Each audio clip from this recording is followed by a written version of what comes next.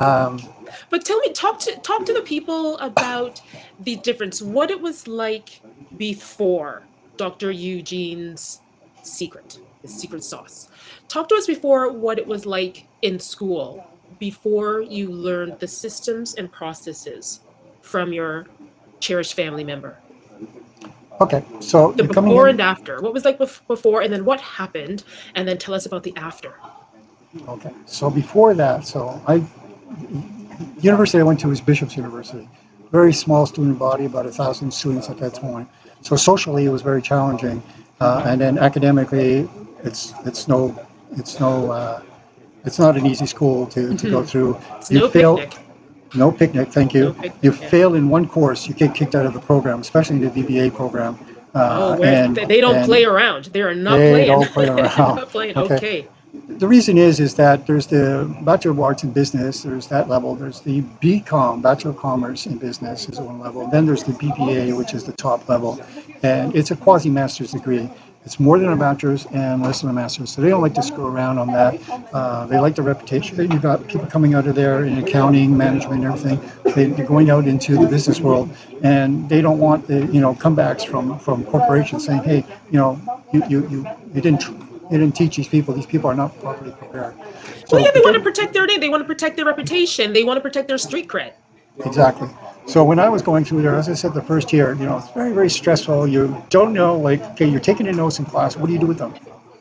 You know, a lot of people will say, "Yeah, take the notes class," and you review them maybe on the weekend or a few days before the exam. Or like many of us were doing all nighters, right?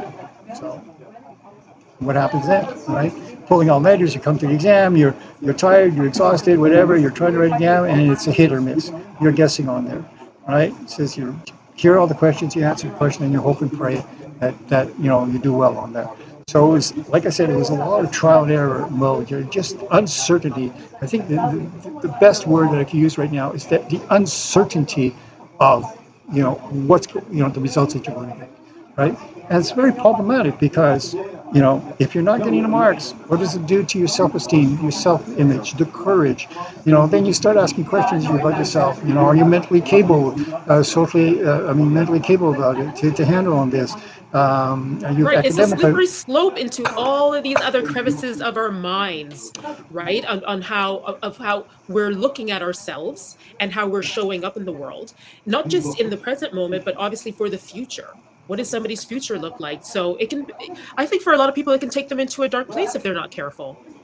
And it has taken them to dark place. For some people, I know one person who I think she got deliberately pregnant so she could have an excuse of dropping out of school.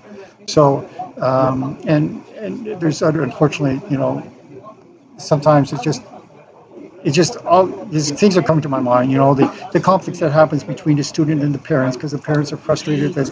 that the student is not performing. The student themselves are frustrated and embarrassed because they're not performing.